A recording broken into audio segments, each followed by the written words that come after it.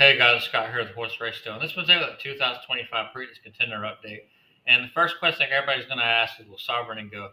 As soon as the horse crossed the wire, winning the Kentucky Derby, I think the second question every reporter's mouth was, is the horse going to the Preakness? So the first one is, congratulating on the Derby. The second is, are you going to the Preakness? And Belmont's connections, or Sovereignty's connections, they said that they're going to see how the horse comes out of it, so they probably won't make a 100% decision for you a couple of days. But I imagine if the horse is doing well, it kind of seemed like Derby tradition to, send the horse to the Preakness, even though in recent years it's starting to, think of Rich Strike kind of bucking that trend.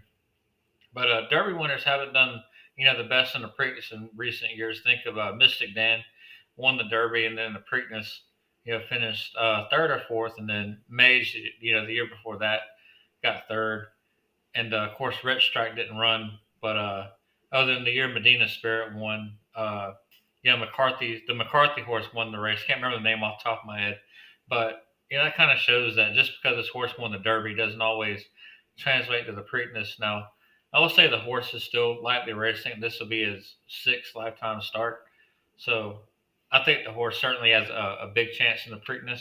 And let's take a look at the possible field. And you got Rodriguez for Bob Baffert, the horse that was a fringe Derby contender, for his Wood Memorial run, and because certainly Baffert in the Preakness is not one you want to discount right offhand. Then River Thames, who's already faced journalism before, you got that horse running, and then Clever again. Steve Aspey's horse ran 101 bar at Oakland Park his last race out, so certainly could be a horse to look out for. And of course, journalism, the connections are talking about me possibly pointing that horse to the Preakness, and it'll be interesting to see if journalism can turn the tables on Sovereignty in the Preakness. As like I say, you always get a different result. It seemed like in the Preakness than you do from the Derby. And then Sandman for Mark Cassidy, is possible for the Preakness. I'm not sure. These names for the Preakness came right off of Pimlico, like for the Preakness public release.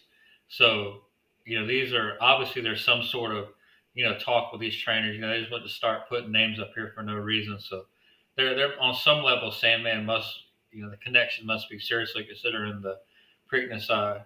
If I was them, I may would consider waiting and going towards the Belmont, but that's just me. But you never know. And then of course you got Gosker, Caldera, and Pay Billy, not horses that are really known to anybody right now. I'd have to, do some research on them myself.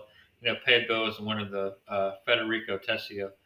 But as of right now, that's the field. If it stays like that, it's not really a terrible field. You got your 1-2 from the Derby. Of course, you got the Baffert, Rodriguez and River Thames.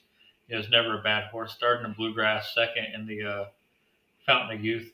So it could shape up to be a great field. And thanks for watching, y'all. Plenty more to come.